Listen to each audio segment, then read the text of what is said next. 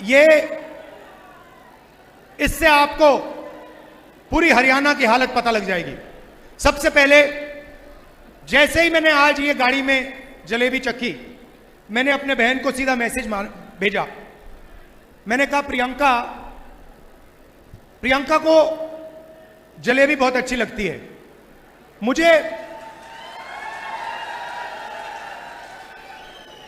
मुझे आमतौर से दूसरी मिठाई अच्छी लगती है, मगर जैसे मैंने ये जलेबी चखी, मैंने प्रियंका को सीधा मैसेज मारा। मैं पढ़ लेता हूं जो मेरे फोन पे है।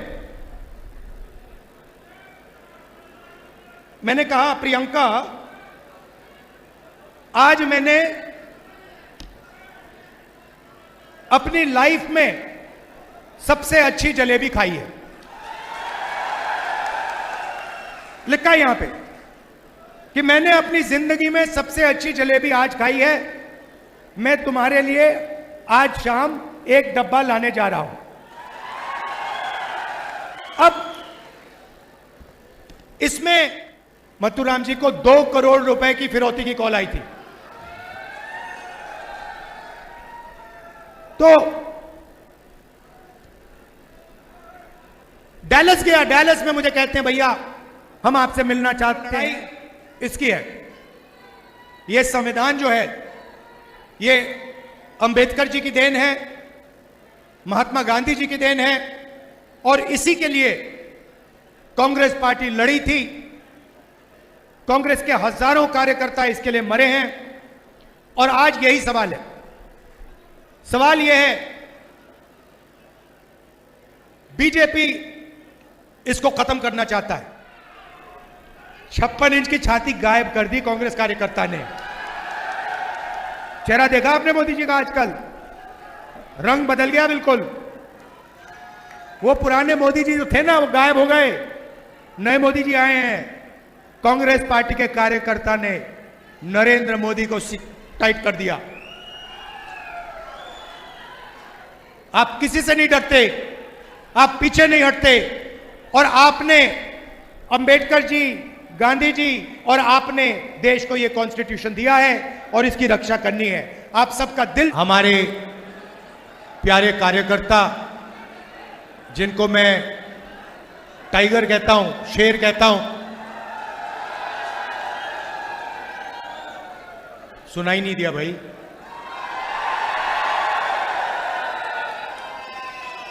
अब काफी साल हो गए मैं राजनीति में हूं, और मैं आरएसएस का जो आदमी होता है और जो कांग्रेस का कार्यकर्ता होता है, उसमें जो फर्क होता है 1 सेकंड में पहचान लेता हूं। मुझे दिखते ही पता लग जाता है ये कांग्रेसी है या फिर ये आरएसएस बीजेपी का आदमी है। आप जानते हो पता है कैसे लगता है? पता कैसे लगता है जानते हो? ये स्टेज देखो आप, ये देखो इनके चेहरे देखो, ये सब मुस्कुरा रहे हैं। ऐसे ही हमारे कार्यकर्ता होते हैं। 24 घंटा आपको खुश दिखेंगे, चेहरे पे मुस्कान दिखेगी। और बीजेपी के नेता, बीजेपी के कार्यकर्ता ऐसे होते हैं, 24 घंटा वो ऐसे रहते हैं। आप इनके चेहरे देखो, मोदी जी का चेहरा देखो, राजनाथ सिंह जी का देखो, मोहन भगवत जी का देखो, इनके सब कार्यकर्ताओं का चेहरा देखो, वो ऐसे देखेंगे।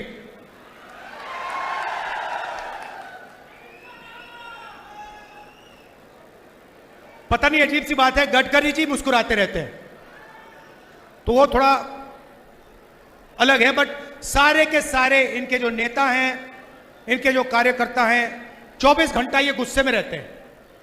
और हमारे जो टाइगर हैं 24 घंटा मुस्कुराते रहते हैं, चेहरे पे सुख होता है। अच्छा, अंदर दर्द हो, अंदर दुख हो, मगर चेहरे पे दुख नहीं दिखेगा। डरते किसी चीज से नहीं है। यह कांग्रेस पार्टी का कार्यकर्ता है, आप जानते हो। अच्छा, कुछ साल के लिए बीजेपी वालों ने आक्रमण किया, थोड़े से जो कांग्रेसी डर गए, वो भाग गए, आपने देखा होगा। मगर ये लोग नहीं डरे,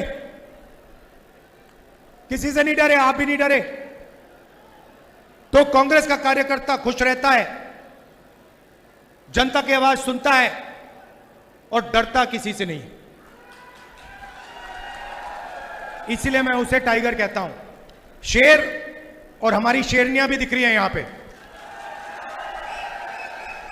भाई और बहनों, लड़ाई इसकी है। ये संविधान जो है ये अंबेडकर जी की देन है, महात्मा गांधी जी की देन है, और इसी के लिए कांग्रेस पार्टी लड़ी थी। कांग्रेस के हजारों कार्यकर्ता इसके लिए मरे हैं। और आज यही सवाल है। सवाल यह है, बीजेपी इसको खत्म करना चाहता है। जो भी वो करते हैं इसको कमजोर करने के लिए करते हैं, चाहे वो अदानी की मदद हो, अग्निवीर योजना हो, जो भी इनका काम है ये इसको कमजोर करने का काम करते हैं। और जो भी हम करते हैं, चाहे कॉन्स्टिट्यूशन की रक्षा, चाहे मनरेगा हो, भोजन का अधिकार हो, किसानों का कर्ज माफ हो, जो भी हम करते हैं हम इसकी रक्षा करने के लिए करते हैं। यह फर्क है। वो चाहते हैं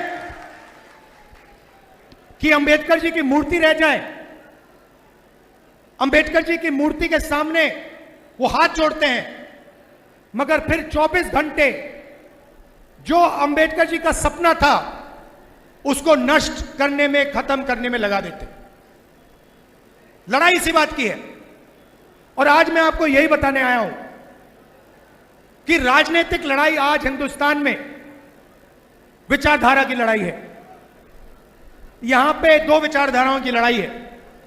एक आरएसएस बीजेपी जो इसको खत्म करना चाहते हैं, जो जाति जनगणना नहीं चाहते हैं, जो रिजर्वेशन को खत्म करना चाहते हैं, और दूसरी तरफ कांग्रेस पार्टी जो इसकी रक्षा करती है, मर जाएगी मगर इसकी रक्षा करेगी। जिन्होंने आपको रिजर्वेशन दिया, जो रिजर्वेशन को 50% से आगे बढ़ाने का काम करने जा रही है, और जो जाति जनगणना का वायदा करी है और पूरा करेगी उस वायदे को। तो लड़ाई इन दोनों शक्तियों के बीच में है। और हरियाणा इस लड़ाई में, इस बड़े युद्ध में एक युद्ध है। अभी आपने मुझे जलेबी दी, कहां है जी, लाइए वो।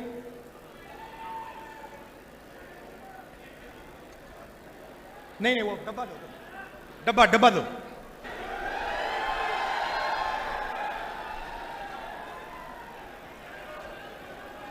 ये देखिए, ये इससे आपको पूरी हरियाणा की हालत पता लग जाएगी। सबसे पहले जैसे ही मैंने आज ये गाड़ी में जलेबी चखी, मैंने अपने बहन को सीधा मैसेज भेजा। मैंने कहा प्रियंका को जलेबी बहुत अच्छी लगती है। मुझे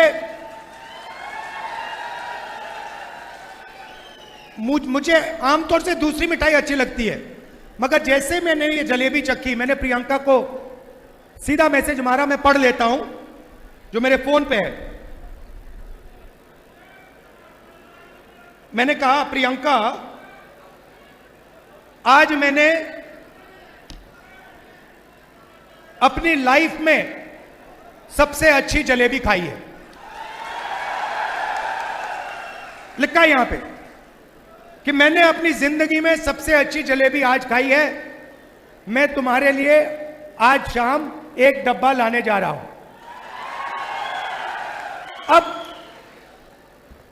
इसमें हरियाणा के एक व्यक्ति का खून पसीना है। पूरा कॉन्सेप्ट उन्होंने बनाया, सालों से ये काम कर रहे हैं। होना क्या चाहिए, जैसे मैंने आज दीपेंद्र से गाड़ी में कहा, पुनिया जी से गाड़ी में कहा, होना क्या चाहिए कि ये जो आपकी जलेबी है पूरे हिंदुस्तान में जानी चाहिए। और उसके बाद बाकी देशों में, अमेरिका में, जापान में अलग अलग रूप लेते हुए इसको दूसरे दूसरे देशों में जाना चाहिए। आज इनकी दुकान में कितने लोग काम करते हैं? इनकी दुकान में कितने लोग काम करते हों? मान लो इनकी दुकान में आज 100 लोग काम करते हैं, तो अगर इनकी जलेबी बाकी हिंदुस्तान में जाएगी, बाकी दुनिया में जाएगी, तो शायद उनकी फैक्ट्री में एक दिन 10,000, 20,000, 30,000, 50,000 लोग काम कर सके।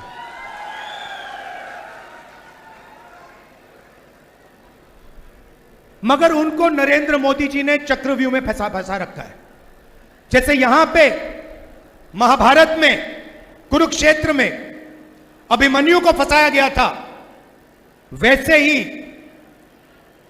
इन्हीं को, मथुराम जी को चक्रव्यूह में फंसाया गया है। कैसे फंसाया? सबसे पहले नोटबंदी, उसके बाद गलत जीएसटी, उसके बाद अरबपतियों को, 2-3 अरबपतियों को बैंक का सारा पैसा पकड़ा दिया। अगर आप इनसे जाके पूछेंगे कि भैया बैंक से आप पैसा मांग सकते हो, लोन ले सकते हो, और मशहूर आदमी है, अगर आप इनसे पूछोगे ये कहेंगे नहीं भैया, बैंक हमें कर्जा नहीं देगा, बैंक तो हिंदुस्तान में आज अदानी और अंबानी को ही पैसा दे सकता है। वहां नहीं बात रुकती। इनको फिरौती की कॉल आती है, बाहर देश से कॉल आती है, एक्सटॉर्शन किया जाता है, 5 लाख 10 लाख रुपए मांगे जाते हैं, डराया जाता है, धमकाया जाता है। और यह सिर्फ एक आदमी के साथ नहीं हो रहा है, यह हजारों लाखों लोगों के साथ हरियाणा में किया जा रहा है। नरेंद्र मोदी जी ने और आपकी सरकार ने हरियाणा को बेरोजगारी का सेंटर बना दिया है। हरियाणा में अगर कोई रोजगार चाहता है उसे नहीं मिल सकता। मैं अभी गया, अमेरिका गया, डैलस गया, डैलस में हमें फोन कॉल आता है, कहते हैं राहुल जी हम आपसे मिलना चाहते हैं। कौन हो आप? हम हरियाणा के युवा हैं। सॉरी, मुझे अभी बताया गया मथुराम जी को 2 करोड़ रुपए की फिरौती की कॉल आई थी। तो डैलस गया, डैलस में मुझे कहते हैं भैया हम आपसे मिलना चाहते हैं। आप कौन हो? हम हरियाणा के युवा हैं। डैलस में क्या कर रहे हो? हरियाणा से हम भाग के गए हैं। क्यों गए? हरियाणा में रोजगार नहीं है, हरियाणा में महंगाई है, हरियाणा में हम अपना सपना पूरा नहीं कर सकते, इसीलिए हम अमेरिका गए। कैसे गए? खेत बेचकर, 50 लाख रुपए देकर, कर्जा लेकर गए। कहां से गए? दिल्ली से इस्तांबुल, इस्तांबुल से कजाकिस्तान, कजाकिस्तान से साउथ अमेरिका, साउथ अमेरिका से सूरीनाम, सूरीनाम से पनामा, पनामा के जंगलों से निकलकर हम अमेरिका गए। अभी तक हमें नहीं मालूम कि हमें वापस भेजा जाएगा या नहीं। क्यों गए? करने को कुछ नहीं है। किस रेट पे आपने कर्जा लिया? 2 रुपए प्रति महीना। मैंने उनसे पूछा भाई बताओ, 30 लाख रुपए आपने दे दिए, 50 लाख रुपए आपने दे दिए अमेरिका जाने के लिए, हरियाणा में आपने छोटा सा बिजनेस क्यों नहीं खोला? हरियाणा में आपने दुकान क्यों नहीं खोली? हरियाणा में आपने छोटी फैक्ट्री क्यों नहीं खोली? उन्होंने मुझे कहा राहुल जी, हरियाणा में छोटी फैक्ट्री, छोटा बिजनेस सफल हो ही नहीं सकता, इसलिए हम अमेरिका गए हैं। उसके बाद कहते हैं राहुल जी एक काम कीजिए हमारे लिए। मैंने कहा क्या?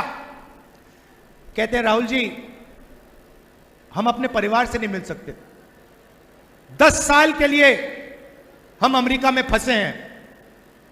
अगर हमारे पिता की मृत्यु होती है, माता जी की मृत्यु होती है, हम अंतिम संस्कार तक नहीं करवा सकते।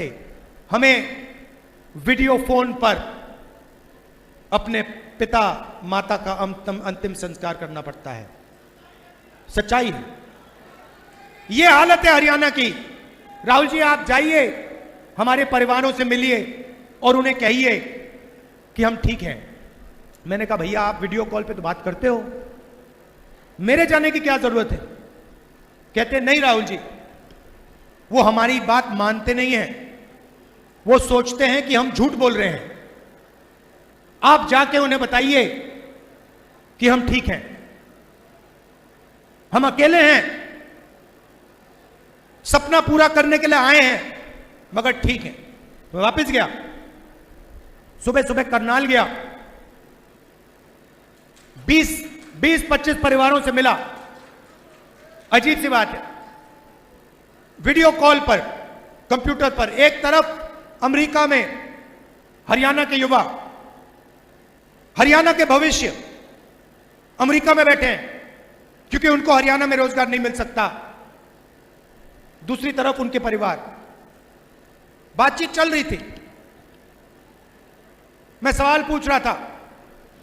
एक मां मुझे बता रही थी कि उसके बेटे को हर रोज अमेरिका में कोई आके पीटता है, एक्सीडेंट हो गया उसका, पेट की सर्जरी हुई, चल नहीं पाता है, खा नहीं पाता है, वो उसको देख नहीं पाई, मिल नहीं सकती उससे। और जब ये बातचीत कर रहे हैं एकदम से एक चीख उठती है, चिल्लाता हुआ बच्चा भागता है कंप्यूटर के पास, कंप्यूटर को ऐसे पकड़ता है, चिल्लाता है पापा पापा पापा वापस आओ, वापस आओ पापा, वापस आओ। पापा देखते हैं उसको, मुस्कुराते हैं, रोना चाहता है क्योंकि वो अपने बच्चे को 10 साल के लिए नहीं देखेगा। मगर हरियाणा के लोगों के जैसे, कांग्रेस के हमारे जो कार्यकर्ता है वैसे, दिल के अंदर दर्द है मगर चेहरे पे आंसू नहीं दिखेंगे, चेहरे पे मुस्कान नहीं दिखेगी। वैसे ही वो युवा रोते हुए बच्चे को कहता है बेटा घबराओ मत, सब कुछ ठीक है, वापस आ जाऊंगा। अपने बच्चे से उसको झूठ बोलना पड़ता है, वापस नहीं आएगा, 10 साल के लिए वापस नहीं आ सकता है। बीजेपी की सरकार की देन है, नरेंद्र मोदी जी की देन है। ऐसा हरियाणा हमें नहीं चाहिए। यहां पे अदानी जी के लिए, अंबानी जी के लिए, अरबपतियों के लिए सब कुछ होता है। आप अग्निवीर योजना की बात करते हो, अग्निवीर योजना का क्या मतलब है? नाम दे रखा, बड़ा सुंदर नाम दिया है, अग्निवीर। इस योजना का एक ही लक्ष्य है कि जो पहले हिंदुस्तान के जवानों के जेब में पैसा जाता था, पेंशन का पैसा जाता था, कैंटीन का पैसा जाता था, जब वो शहीद होते थे उनको जो कॉम्पेंसेशन मिलती थी, अग्निवीर उस पैसे को छीनने का तरीका है। नाम दिया, बड़ा सुंदर नाम दिया है, मोदी जी ने सोच के दिया है, देशभक्ति की भावना है, उससे खिलवाड़ करने का यह नाम है। उसको अग्निवीर योजना नहीं देना चाहिए नाम, उसका सच्चा नाम है अदानी योजना।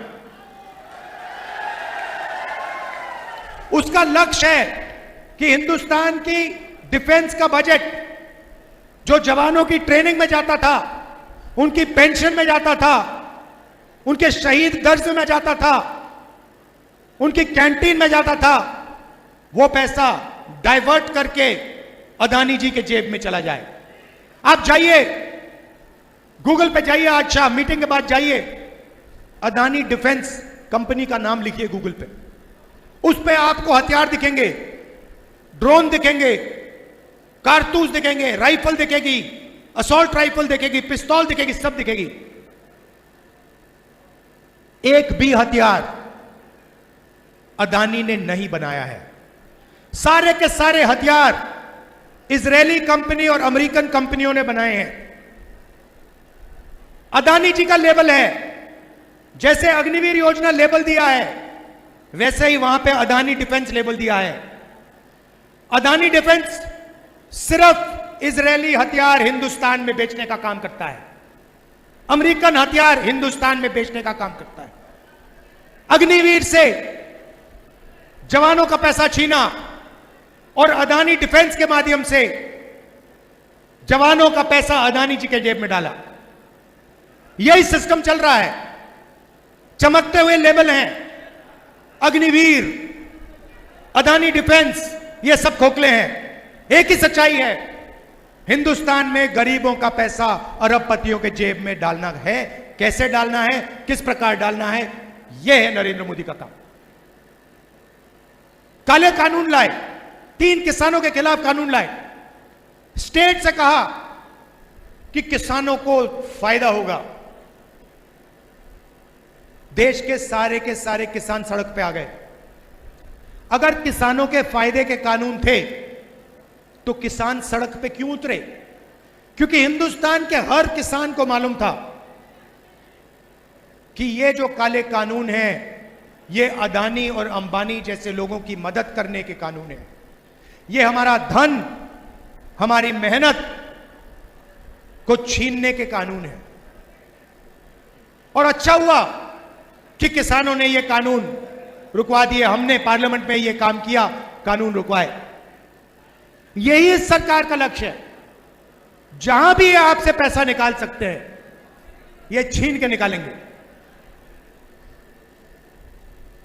बड़े बड़े भाषण हो जाएंगे, बड़ी स्पीच होगी, मगर अंत में महंगाई बढ़ेगी, आपके जेब में पैसा नहीं आएगा और अदानी जी की, अंबानी जी की हजारों करोड़ रुपए की शादियां होंगी। आपने देखी है अंबानी जी की शादी? देखी आपने? मीडिया पे आपने देखा होगा। मीडिया पे हिंदुस्तान में लाखों करोड़ों शादियां होती हैं। आपने मीडिया पे किसी गरीब किसान की शादी देखा ना? राहुल गांधी को देखा शादी में? बात क्लियर हो जानी चाहिए, कौन किसके तरफ खड़ा हुआ है, बात क्लियर हो जानी चाहिए। मोदी जी चाहते भी तो उन्हें उस शादी में जाना पड़ता। अगर उन्होंने मन बना लिया होता कि मैं अंबानी की शादी में नहीं जाऊंगा, अंबानी जी को सिर्फ एक फोन उठाना, कहना मोदी जी आइए, मोदी जी को जाना पड़ेगा। अदानी जी का एक फोन लगेगा, अंबानी का एक फोन लगेगा, नरेंद्र मोदी जी को जाना पड़ेगा। मार्केटिंग उनकी वो करते हैं। मैंने इनको अपना दोस्त बोला, मीडिया के मित्र हैं हमारे, ये हमारे मित्र नहीं है, ये मोदी जी के मित्र हैं। मुद्रा पोर्ट में 3000 किलो हेरोइन पकड़ा जाता है। हरियाणा में ड्रग्स फैल रहे हैं, 3000 किलो, 3000 किलो हेरोइन, जो मतलब लाखों लोगों की जिंदगी बर्बाद कर सकता है। 3000 किलो हेरोइन मुद्रा पोर्ट में पकड़ा जाता है। अदानी पोर्ट में मोदी जी ने कोई कार्रवाई की? कोई पकड़ा गया? कोई जेल गया? मोदी जी ने कहा कि मैं पता लगाऊंगा किसके ड्रग्स हैं, कैसे पकड़े गए, मैं पकड़ूंगा। बोला? एक शब्द नहीं बोला। क्यों? क्यों नहीं?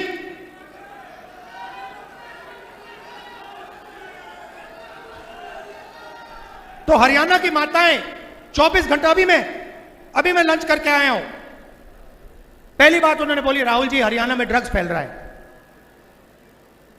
पूरा हरियाणा जानता कि हरियाणा में ड्रग्स फैल रहा है। मुद्रा पोर्ट में हजारों किलो पकड़ा जाता है। यहीं तो आएगा वो ड्रग्स,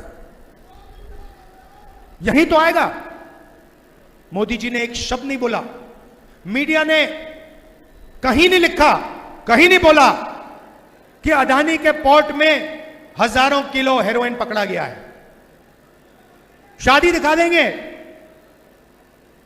डांस नाच गाना दिखा देंगे, मगर अदानी जी के वो पोर्ट में ड्रग्स निकलेगा, उसके बारे में कभी नहीं बोलेंगे, बोल नहीं सकते। यह हिंदुस्तान और हरियाणा की सच्चाई है।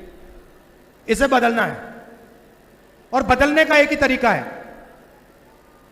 कल भाषण में प्रियंका ने, हुड्डा जी ने, शैलजा जी ने, सब ने बोला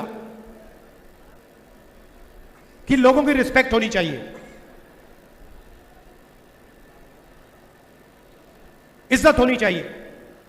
सही बात है, सबकी रिस्पेक्ट होनी चाहिए, सबकी इज्जत होनी चाहिए। मगर अगर हम किसान की इज्जत करें और 24 घंटा उसकी रिस्पेक्ट करें और उसकी जेब में पैसा नहीं है, तो उस इज्जत रिस्पेक्ट का कोई मतलब ही नहीं है, कोई फायदा नहीं। वो भूखा मर रहा है, उसको रिस्पेक्ट नहीं चाहिए, उसे भोजन चाहिए, उसे पैसा चाहिए। सही बात। तो मैंने मन बना लिया है, मेरा एक ही काम है राजनीति में, जितना पैसा नरेंद्र मोदी ने अरबपतियों को दिया ना, उतना पैसा मैं उठाकर किसानों को दूंगा, मजदूरों को दूंगा, गरीबों को दूंगा। मेरी सोच है कि भैया रिस्पेक्ट जब ही आती है, रिस्पेक्ट जब ही आती है जब जेब में पैसा होता है। पैसे के बिना रिस्पेक्ट नहीं आएगी। इसीलिए अगर उसने 16 लाख करोड़ रुपए 25 लोगों का कर्जा माफ किया है, तो हम भी लाखों करोड़ रुपए किसानों का कर्जा माफ कर सकते हैं। हरियाणा में मैंने कहा बड़े युद्ध में ये छोटा युद्ध है। हरियाणा में हम शुरुआत कर रहे हैं महिला शक्ति योजना। 2000 रुपए हर महीने हरियाणा की महिलाओं के बैंक अकाउंट के अंदर। आप आज 1200 रुपए का सिलेंडर खरीदते हो, चुनाव के बाद उसका दाम 500 रुपए होगा, 700 रुपए आपके जेब के अंदर एक्स्ट्रा।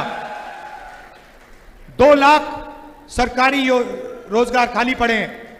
नरेंद्र मोदी जी ने अरबपतियों को कॉन्ट्रैक्ट में दे रखे हैं, ठेकेदारी प्रथा चला रखी है। 2 लाख युवाओं को हरियाणा में कांग्रेस पार्टी की सरकार परमानेंट जॉब देने जा रही है। और भाइयों और बहनों, एक बात अच्छी तरह समझ लो, ये जो नौकरियां हैं, 2 लाख नौकरियां हैं, ये 36 बरादरियों को मिलने वाली हैं। हरियाणा में 36 बरादरियों को न्याय के साथ ये 2 लाख नौकरियां दी जाएंगी। ये परमानेंट नौकरियां होंगी। किसान को हम एमएसपी की गारंटी देंगे, और जो धान है जो आपका अभी खरीदा नहीं जा रहा है, चुनाव के एकदम बाद जो नई सरकार आएगी, आपका धान एकदम खरीदना शुरू कर देगी। 300 यूनिट बिजली फ्री में। और जैसे हमारा राजस्थान का प्रोग्राम था, 25 लाख रुपए का हेल्थ इंश्योरेंस। किडनी का ऑपरेशन कराना हो, दिल का ऑपरेशन कराना हो, कैंसर हो, प्राइवेट अस्पताल में आपको 25 लाख रुपए तक मिलेंगे इलाज करवाने के लिए। भाई और बहनों, हिंदुस्तान में पैसे की कोई कमी नहीं है। लोग कहते हैं हिंदुस्तान में गरीबी है। हिंदुस्तान गरीब नहीं है, हिंदुस्तान के लोग गरीब हैं। हिंदुस्तान में 30-25 अरबपति हैं, लाखों करोड़ रुपए पड़ा है उनके पास। हिंदुस्तान गरीब नहीं है, हिंदुस्तान की जनता गरीब है। हिंदुस्तान का किसान गरीब, हिंदुस्तान का मजदूर गरीब, मगर पैसे की कोई कमी नहीं है। पैसा इधर पड़ा हुआ है, बस पैसा ठीक से बांटना है। और इतना मुश्किल भी नहीं है, इतना मुश्किल नहीं है, आसानी से किया जा सकता है। तो यह मैं आपसे कहना चाहता था, हरियाणा देश को रास्ता दिखाने वाला प्रदेश है। आप आज आप क्राइम में नंबर 1 पे हो, क्राइम पे नंबर 1 पे हो, बेरोजगारी में नंबर 1 पे हो। आपको रोजगार में नंबर 1 होना चाहिए।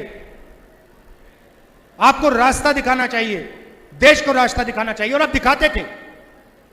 पहले सारा का सारा देश हरियाणा की ओर देखता था, कहता था देखो हरियाणा में कैसा विकास हो रहा है। सही बात है, पूरा देश कहता था देखो हरियाणा में देखो क्या हो रहा है। वो हरियाणा हमें वापस चाहिए। सेफ हरियाणा, सुरक्षित हरियाणा, प्रगति वाला हरियाणा, ये हम करवा के दिखाएंगे। आखिरी बात, लड़ाई 2 विचारधाराओं के बीच में है। एक तरफ कांग्रेस पार्टी कहती है कॉन्स्टिट्यूशन, संविधान की रक्षा, दूसरी तरफ बीजेपी कहती है इसको खत्म करो। लड़ाई इन दोनों के बीच में है। और बीच में आजकल बीजेपी के ABCDEF टीम पड़ी हुई है, अलग अलग पार्टियां घूम रही हैं, वो सारे के सारे बीजेपी के सपोर्टर हैं, सारे के सारे बीजेपी के सपोर्टर हैं। एक तरफ कांग्रेस है, दूसरी तरफ बीजेपी है। कंफ्यूजन में मत आइए, कांग्रेस पार्टी का समर्थन कीजिए, बीजेपी को हराइए और यहां पे 36 बरादरी की सरकार, प्रगति की, विकास की सरकार लाइए। जो हमारे टाइगर हैं, शेर हैं, शेरनियां हैं, आप हमारे लिए 24 घंटा लड़ते हो, अपना खून पसीना आप कांग्रेस पार्टी को दे देते हो, और शायद जितना कांग्रेस पार्टी को आपके लिए करना चाहिए शायद वो नहीं करती है, मगर तब भी आप बिना डरे, बिना पूछे लगे रहते हो। इसके लिए मैं आपको दिल से धन्यवाद करना चाहता हूं। आप हमारी रीढ़ की हड्डी हो। आपने देखा, आप अपनी शक्ति नहीं पहचानते। मैं कांग्रेस कार्यकर्ताओं से कहता रहता हूं, भैया आप अपनी शक्ति नहीं पहचानते। पहले मोदी जी खड़े रहते थे, ऐसे भाषण होता था, कहते थे 56 इंच की छाती है। 56 इंच की छाती गायब कर दी कांग्रेस कार्यकर्ता ने। चेहरा देखा आपने मोदी जी का? आजकल रंग बदल गया बिल्कुल। वो पुराने मोदी जी जो थे ना, वो गायब हो गए, नए मोदी जी आए हैं। कांग्रेस पार्टी के कार्यकर्ता ने नरेंद्र मोदी को टाइट कर दिया। आप किसी से नहीं डरते, आप पीछे नहीं हटते, और आपने अंबेडकर जी, गांधी जी और आपने देश को यह कॉन्स्टिट्यूशन दिया है और इसकी रक्षा करनी है। आप सबका दिल से बहुत बहुत धन्यवाद। नमस्कार, जय हिंद।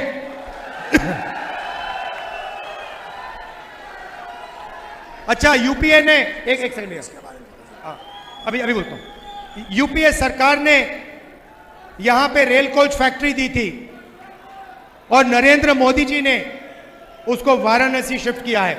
यह भी आप भूलिए मत। यहां पे हजारों लोगों को रोजगार मिलता, वो आपके हाथों से छीना गया। नमस्कार, धन्यवाद, जय हिंद।